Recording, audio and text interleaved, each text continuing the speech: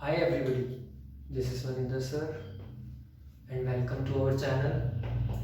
तो आज की इस वीडियो में हम कंटिन्यू करेंगे अपनी रिवीजन को। तो आज हम और कुछ क्वेश्चंस करेंगे जो क्वेश्चंस ऑलरेडी मैं आपके लिए लेकर आया हूँ। इम्पॉर्टेंट क्वेश्चन होंगे और जिसने मेरी प्रीवियस डे 1 की रिवीजन नहीं देखी वो प्लेलिस्ट में जाके उसको रिवाइज कर सकता है। तो आज के लेक्चर में, आज की वीडियो में हम आगे के क्वेश्चंस फिर कंटिन्यू करेंगे। तो चलो स्टार्ट करते हैं। आज के हम कुछ और नए क्वेश्चन से और इम्पॉर्टेंट क्वेश्चन होंगे। देखो, मैंने एक क्वेश्चन सॉल्व किया है, मैं अब आपके सामने एक एक क्वेश्चन सॉल्व करूंगा। उन सॉल्व क्वेश्चंस को आपने समझना है और साथ साथ कोशिश करना समझ के इसको नोट भी करते रहना। नहीं समझ आए 2-3 बार उसको पढ़ना, रीड आउट करना, दोबारा बैक करके उसको समझना, क्योंकि कई क्वेश्चंस होते हैं जो एक बार में नहीं समझ आते, 2-3 बार समझना हो जाएंगे और साथ साथ उसको नोट जरूर करना, ठीक है। और बाकी अगर वीडियो अच्छी लगे तो चैनल को शेयर और सब्सक्राइब भी ज़रूर करना। तो चलो स्टार्ट करते हैं हम अपने आज के क्वेश्चन से। तो देखो, आज का हमारा क्वेश्चन क्या है? सम ऑफ एपी का क्वेश्चन है। Sum of first 3 terms of AP is 30। हमें क्या कहना है कि फर्स्ट 3 टर्म्स का जो सम है ना वो 30 है and the sum of last 3 terms is 36। मतलब एपी की पहली 3 टर्म्स का सम भी दिया हुआ है और पीछे से लास्ट 3 टर्म्स का सम भी दिया हुआ है और हमारी फर्स्ट टर्म भी दी हुई है। हमें ये बताना है कि उस एपी के अंदर टोटल नंबर ऑफ टर्म्स कितनी थी। मतलब हमें नंबर ऑफ टर्म्स का मतलब क्या निकालना है? एन निकालना है, राइट। अब एन कैसे निकालेंगे उसको समझो। हमें क्वेश्चन के अकॉर्डिंग दिया होता है फर्स्ट 3 टर्म्स का सम कितना दिया हुआ है? 30।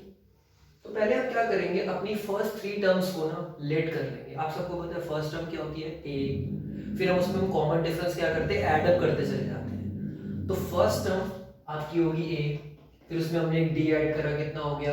ए प्लस डी। फिर ए प्लस डी में एक डी और ऐड कर दोगे, कॉमन डिफरेंस और ऐड कर दोगे, कितना हो जाएगा? ए प्लस 2डी। तो फर्स्ट 3 टर्म्स हो गई ए प्लस डी, ए प्लस 2डी।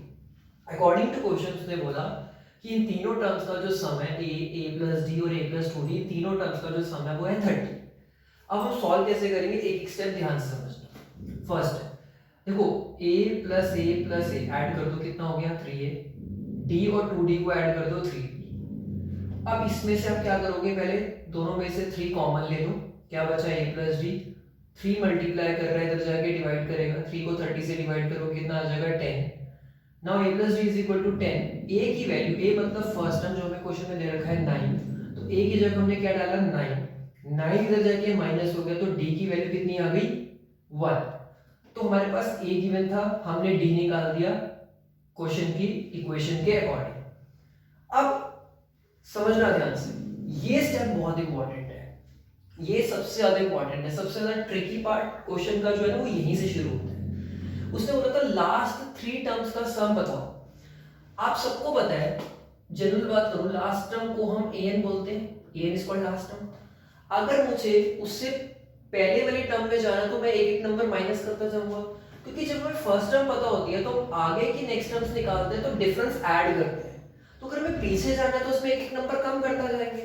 जैसे मान लो आपके पास एक टर्म है लास्ट टर्म 10, तो उससे पीछे वाली टर्म क्या होगी? 9। उससे पीछे वाली टर्म क्या होगी? 8। तो हम एक एक नंबर क्या कर रहे हैं? लास्ट टर्म में से माइनस कर रहे हैं। तो हमारे पास लास्ट की 3 टर्म्स का सम दिया हुआ है 36। मींस अगर हमारी लास्ट टर्म an है, अगर उन an में से एक एक नंबर में माइनस करता चला जाऊंगा तो मेरे पास लास्ट की 3 टर्म्स आ जाएंगी। तो an में से 1 माइनस करा, an माइनस 1, n माइनस 1 में से एक और n माइनस 1, मतलब माइनस 1 करा तो n माइनस 2 हो गया। तो ये 3 टर्म्स हो गई लास्ट की, which is equal to 36। an का फॉर्मूला सबको पता है क्या होता है? a plus n minus 1 into d. यहाँ पे an नहीं है, अब an माइनस 1 है। हमें पता है an का formula a plus n minus 1 into D होता है, राइट। तो n की जगह अब n माइनस 1 आ जाएगा। अगर मैं इस n की जगह n माइनस 1 डालूंगा तो n माइनस 1 में माइनस 1 ऐड करूंगा तो क्या होगा? n minus 2। तो a n माइनस 1 क्या बन गया? n minus 2। फिर n माइनस 2 का फॉर्मूला क्या बन गया? a plus n minus 3। मतलब आप एक एक नंबर ऐड करते जा रहे हैं। तो an का फॉर्मूला फिर an माइनस 1 an माइनस 2। अब इन सबको सॉल्व कैसे करना है, देखो a प्लस ए ऐड कर दिया 3a, इसमें से और इसमें से, इन तीनों में से ध्यान से देखो d आपका कॉमन आ रहा है, d आपने इन तीनों में से क्या ले लिया कॉमन, यहां से बचा n माइनस 1, यहां से बचा n माइनस 2, यहां से बचा n माइनस 3। अब इसको सॉल्व करते हैं, n प्लस n कितना हो गया 3n, माइनस 1 माइनस 2 माइनस 3 को ऐड कर दो कितना आ गया माइनस 6।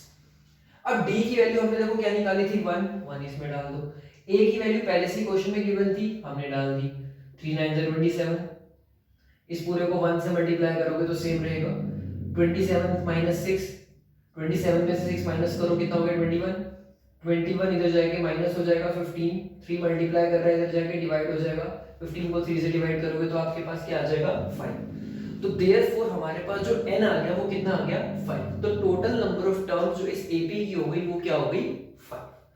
तो इस टाइप के क्वेश्चन देखो इन्हें बोलते हैं कॉम्पिटेंसी बेस्ड क्वेश्चंस, जो आजकल एग्जाम्स में आ रहे हैं। तो इस टाइप के क्वेश्चंस आपको नहीं छोड़ने, जितने भी क्वेश्चंस मैं आपको कराऊंगा अच्छे से करना, एक दो बार इनको समझना और रिटर्न में करना।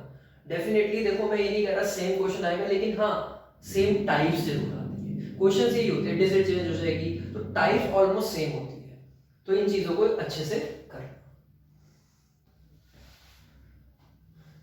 चलो अब हम शुरू करते हैं अपने कुछ अगले क्वेश्चंस पे। देखो हमारे पास ये रियल नंबर के दो क्वेश्चंस हैं, ठीक है, मैं एक एक दो क्वेश्चंस करके आपको समझाऊंगा, ध्यान से समझना। सारी इंपॉर्टेंट टाइप्स है, एग्जाम में ज्यादा से ज्यादा डिजिट चेंज होगी, टाइप ऑलमोस्ट सेम रहेगी। क्वेश्चन कहते हैं find the largest positive number which divides 434 and 539 leaving remainder 9 and 12 respectively.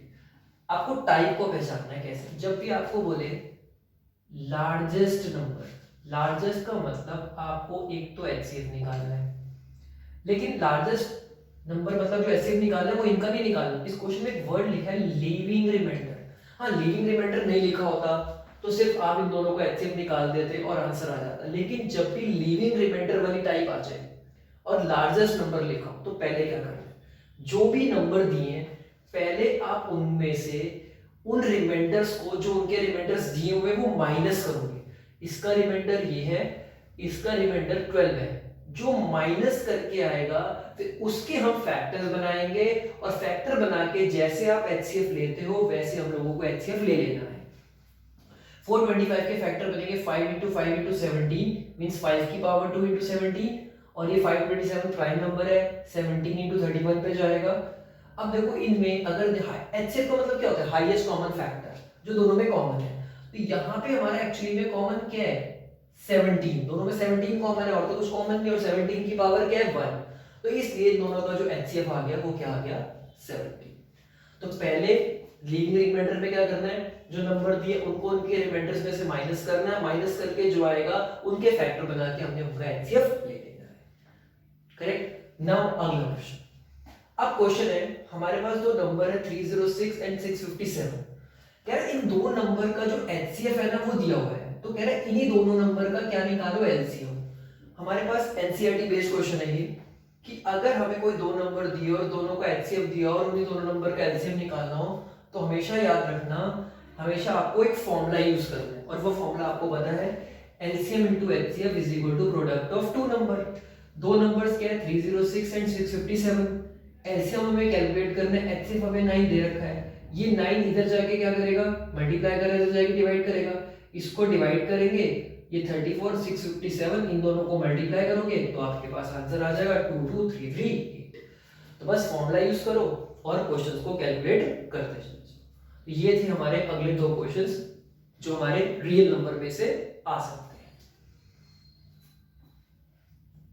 Now अब हम चलते हैं अपने नेक्स्ट क्वेश्चन। अब अगले दो क्वेश्चंस फिर हमारे रियल नंबर पर बेस्ड है।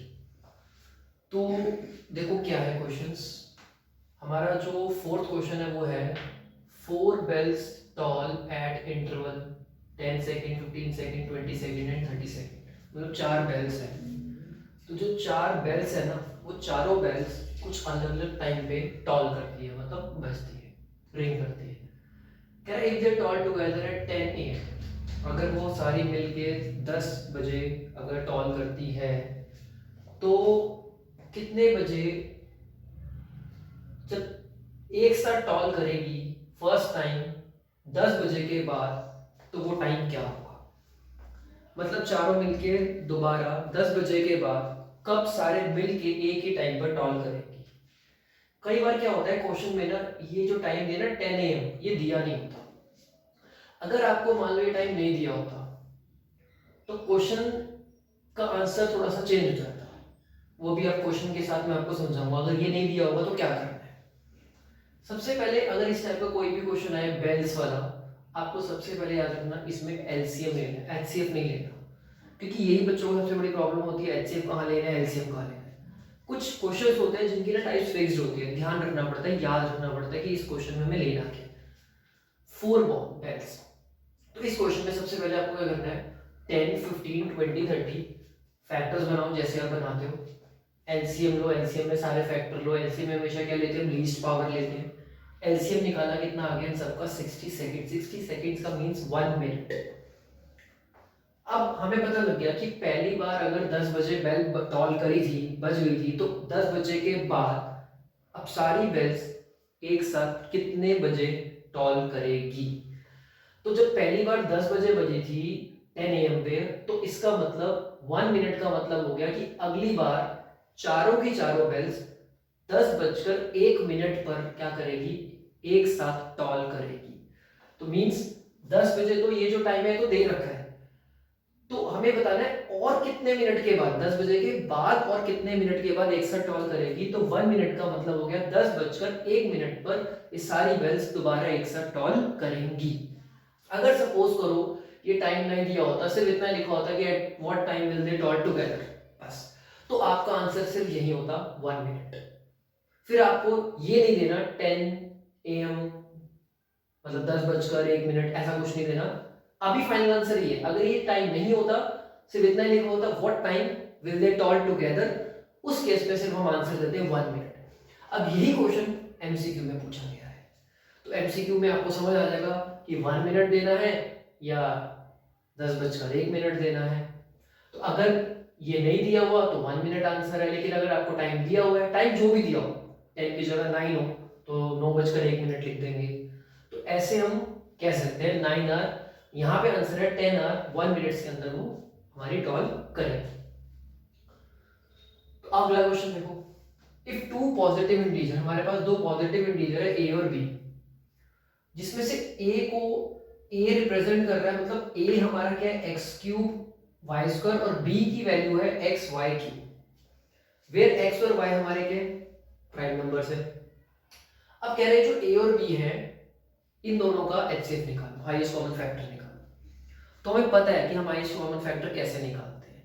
देखो आपको ए दिया है, बी दिया है, तो ए और बी। अब ए हमारा किसको रिप्रेजेंट करता है, इसको, बी किसको करता है, इसको। अब इसमें और इसमें हाईएस्ट कॉमन फैक्टर क्या है, जो दोनों में हाईएस्ट कॉमन फैक्टर, जो दोनों में x है, लिख दिया, दोनों में y भी है, दोनों कॉमन है। बट HCF में हमेशा पहले कॉमन फैक्टर ढूंढते हैं, फिर दोनों नंबर्स की, दोनों डिजिट की जो लीस्ट पावर होती है वो लिखी जाती है। x की पावर 3 है बट यहाँ पे x की पावर 1 है, तो लीस्ट पावर कितनी भी 1, तो x की पावर 1 मींस x। y की पावर 2 है, y की पावर 3 है, बट यहाँ पे y की पावर क्या है, दोनों में लीस्ट पावर कितनी है 2, तो y की पावर 2। HCF में हमेशा लीस्ट पावर लेते हैं और LCM में हमेशा हाईएस्ट पावर लेते हैं। तो HCF क्या आ गया, x y²। तो ये जो दोनों क्वेश्चंस थे ना, ये मोस्टली हमारे एमसीक्यूज में आए हुए हैं। तो याद रखना ऐसे क्वेश्चंस आपको एमसीक्यू में ज्यादा चांसेस होंगे आने के। तो होपफुली आपको क्वेश्चंस क्लियर हो ही रहे होंगे। चलो अब हम चलते हैं अपने अगले क्वेश्चंस पर। देखो अगेन ये सब रियल नंबर के कुछ इंपॉर्टेंट क्वेश्चंस है।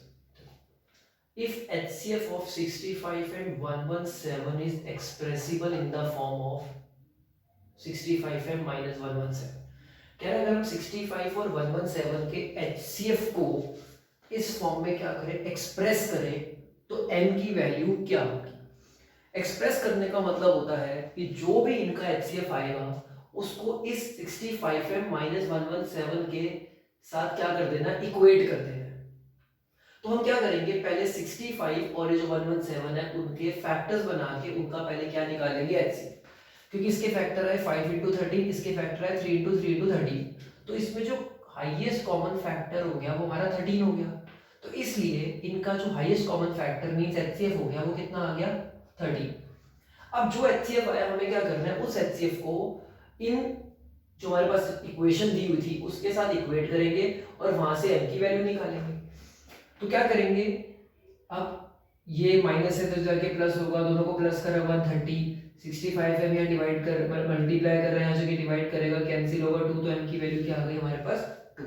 तो एक्सप्रेसिबल का मतलब होता है जो भी एचसीएफ आएगा उसको उस इक्वेशन के साथ इक्वेट कर दो और जो भी वेरिएबल दिए एम एन जो भी वेरिएबल दिए उसकी वैल्यू कैलकुलेट करते चले जाओ। तो अब हमारा अगला क्वेश्चन क्या है उसको देखो। ये सब हमारे वो क्वेश्चन है जो आपके एमसीक्यू या 2 मार्कर में आ सकते हैं।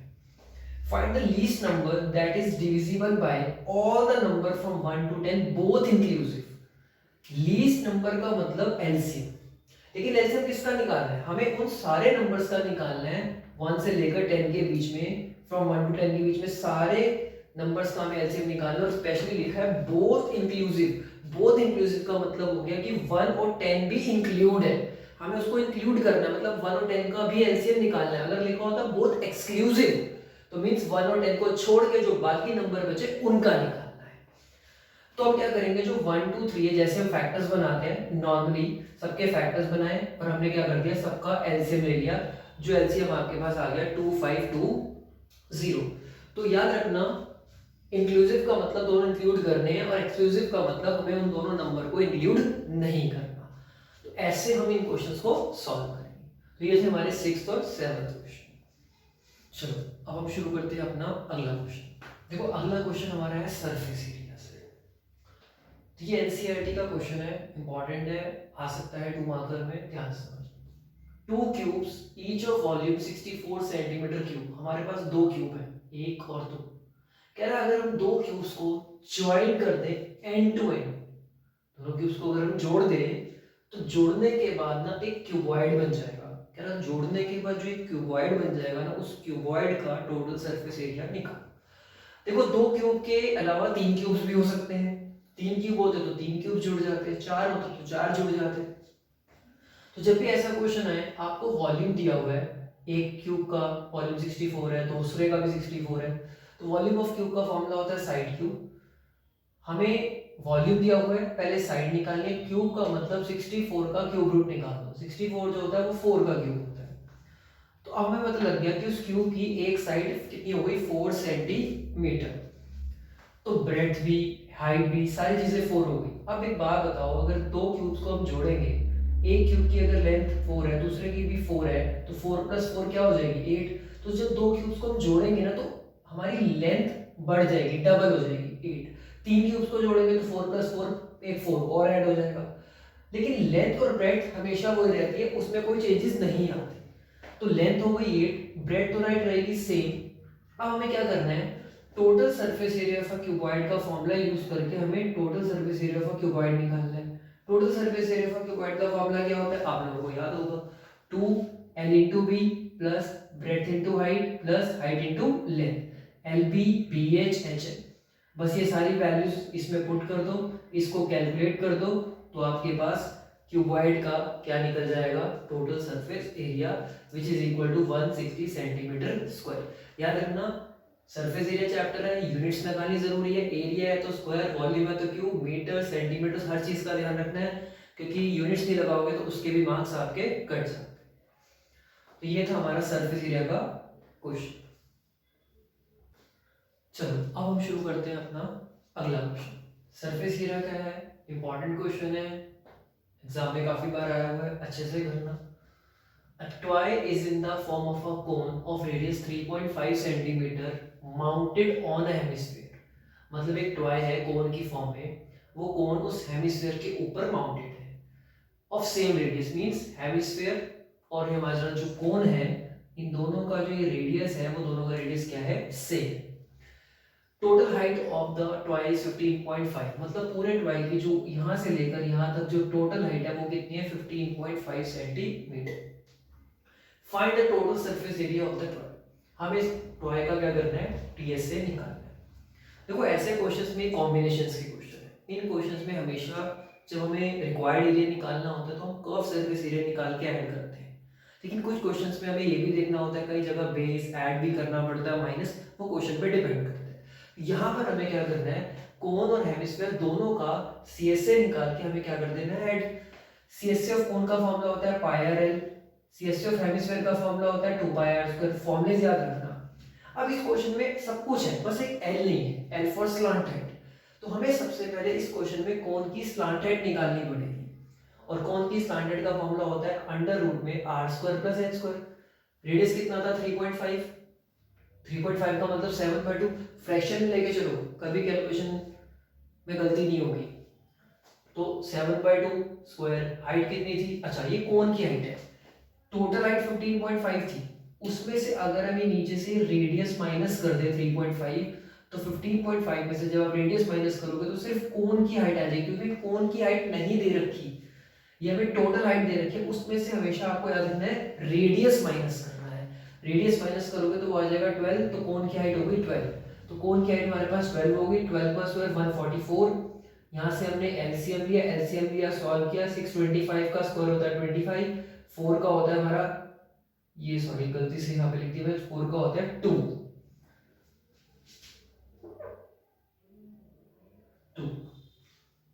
वो बाय मिस्टेक हो गया था 2। अब ये आ गया हमारे पास 2। अब हम क्या करेंगे, ये वैल्यूज इसमें पुट करेंगे, ये हमारा कैंसिल हो गया, इसको आपने मल्टीप्लाई करा और ये 2 से डिवाइड करा, यहाँ से भी हमने 7 को मल्टीप्लाई करा, ठीक है, 7 × 7, 2 1 ज़ा और ये 2 1 ज़ा 11, तो ये आपके पास कितना आ गया 77, और इन दोनों को जैसे ही हमने प्लस किया हमारा कितना आ गया 214.5 सेंटीमीटर स्क्वायर। तो मीन्स हमें करना क्या है, दोनों के सीएसए निकालने हैं, दोनों के सीएसए को ऐड करना है, पर सीएसए निकालने से पहले हमें स्लांटेड निकालनी थी। पहले हमने स्लांटेड निकाली फ्रैक्शन के अंदर, फिर उसको हमने इस फॉर्मूले में पुट किया, दोनों के सीएसए निकाल के हमने क्या कर दिया है। और इजी मेथड करना है तो आप एक काम और कर सकते थे, जैसे इन दोनों में से आप क्या कर सकते थे, और पाई और आर कॉमन ले सकते थे। हम आर और पाई तभी कॉमन ले सकते हैं जब, पाई तो हमेशा कॉमन ले सकते हो, आर तभी कॉमन ले सकते हैं जब दोनों में रेडियस सेम हो। तो अगर हम कॉमन ले तो ये एल प्लस आर बच जाता, फिर इसमें हम यही वैल्यूज डाल के सॉल्व करते, तब भी हमारा आंसर क्या आता, सेम 214.5 सेंटीमीटर स्क्वायर।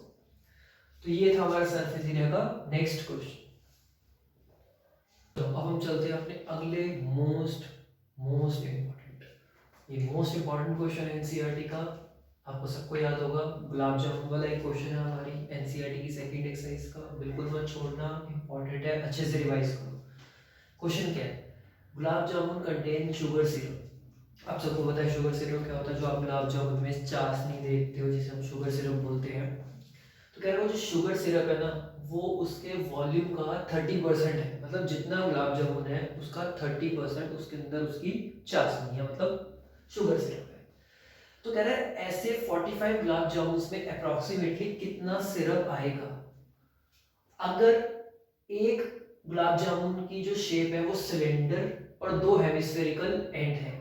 मतलब एक गुलाब जामुन आपका किससे बना है, एक सिलेंडर और उसके साइड में 2 हेमिस्फेरिकल पार्ट है जिनसे मिलके एक गुलाब जामुन मिले, मतलब ये ओवल शेप वाला गुलाब जामुन है, एक सर्कल वाला होता है, एक ओवल शेप वाला है, सिलेंडर और साथ में 2 हेमिस्फेरिकल एंड। अब जिसकी जो लेंथ है ना वो 5 है, लेंथ हमें ना टोटल गुलाब जामुन की दे रखी है, और पूरा जो डायामीटर है ना वो 2.8 है।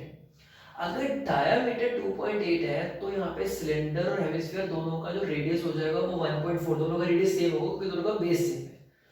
टोटल हाइट गुलाब जामुन की कितनी थी 5, तो सिर्फ सिलेंडर की कितनी होगी, अगर हम यहाँ से 1.4 और यहाँ से 1.4, 1.4 का मतलब 2.8, अगर 5 में से 1.4 मतलब 2.8 माइनस कर दो तो आपके पास सिर्फ सिलेंडर की जो हाइट आ जाएगी वो 2.2 सेंटीमीटर आ जाएगी। तो पहले आपको ये सब गिवन लिखना है। अब हमें क्या करना है, एक गुलाब जामुन का वॉल्यूम निकालना है, तो एक गुलाब जामुन का वॉल्यूम कैसे निकलेगा, सिलेंड्रिकल पार्ट का वॉल्यूम और 2 हेमिस्फेयर का वॉल्यूम अगर हम ऐड कर दें तो एक गुलाब जामुन का क्या आ जाएगा एरिया। देखो वॉल्यूम ऑफ सिलेंडर क्या होता है, pi are square H. Hemisphere का वॉल्यूम होता है 2/3 पाई आर क्यूब, बट इंटू 2 कर रहे हैं क्योंकि दो हेमिस्फेयर थे, तो 2 इंटू 2/3 कितना हो गया, 4/3। दो हेमिस्फेयर को आप ऐड कर दो, एक स्फेयर बनता है, और स्फेयर का वॉल्यूम होता है 4/3 पाई आर क्यूब। यहां से हमने क्या करा, एक पाई और एक आर स्क्वायर जो है वो कॉमन ले लिया, h प्लस 4/3 आर बच गया, राइट। अब यहाँ पे हमने सारी वैल्यूज डाली, एलसीएम लिया, कैलकुलेट करा, वो कैलकुलेट करके हमने सबसे पहले एक गुलाब जामुन का वॉल्यूम निकाला। ये कैलकुलेशन स्टेप बाय स्टेप देखो ध्यान से करना, एक एक स्टेप बाय स्टेप ध्यान से करना, क्योंकि इसमें कैलकुलेशन मिस्टेक काफी होती है। अगर एक गुलाब जामुन का वॉल्यूम इतना है तो 45 गुलाब जामुन का वॉल्यूम कितना होगा, उसको 45 से मल्टीप्लाई कर दो, जो आ गया 1127.25 सेंटीमीटर क्यूब। तो सबसे पहले हमें क्या करना है, इसके अंदर 45 गुलाब जामुन का क्या निकालना है, वॉल्यूम निकालना है, राइट। तो अब वो 45 गुलाब जामुन का वॉल्यूम निकालने के बाद अब क्वेश्चन में क्या बोला है वो देखते हैं। उसने बोला था कि क्वेश्चन के अंदर कि ये जो शुगर सिरप है ना वो उसका 30% होना चाहिए, उसमें शुगर सिरप निकालना है वो उसके वॉल्यूम का 30% होना चाहिए। अब हमें क्या करना है, जो भी हमारा वॉल्यूम आएगा उसका हमें 30% कैलकुलेट कर देना है, ठीक है। अब इसका हम 30% कैलकुलेट कर देंगे, हमारा आंसर आ जाएगा। कि मैं इसको आपको दोबारा एक्सप्लेन कर रहा हूँ कि पहले एक गुलाब जामुन का वॉल्यूम निकाला, उसके बाद हमने उसको 45 से मल्टीप्लाई कर दिया, फिर 45 से मल्टीप्लाई करने के बाद हमें इसका क्वेश्चन में बोला था कि 30% कैलकुलेट करना है, तो अब हम क्या करेंगे, इसका 30% कैलकुलेट करेंगे, मतलब हमारा जो शुगर सिरप होगा वो उसके वॉल्यूम का 30%, वॉल्यूम था 1127.25, हमें इसका 30% कैलकुलेट करना है।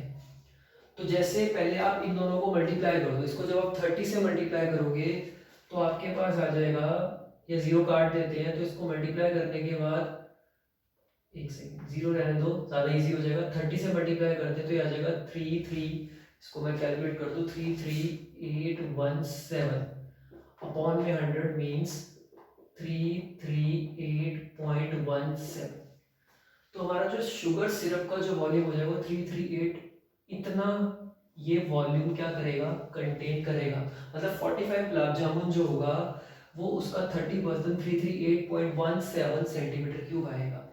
अगर पॉइंट के बाद 16 या 15 एक आधे डिजिट आगे पीछे हो गए तो कोई गलत नहीं होता है, अप्रॉक्सीमेट होता है, पर डेसिमल से पहले जो आपके क्वेश्चंस के जो आंसर है वो क्या होने चाहिए, करेक्ट होने चाहिए।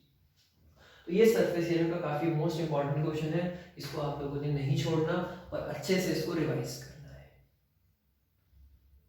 बाकी के जो क्वेश्चंस हैं अपने हम वो नेक्स्ट पार्ट में कवर करेंगे, तब तक के लिए टेक केयर, बाय।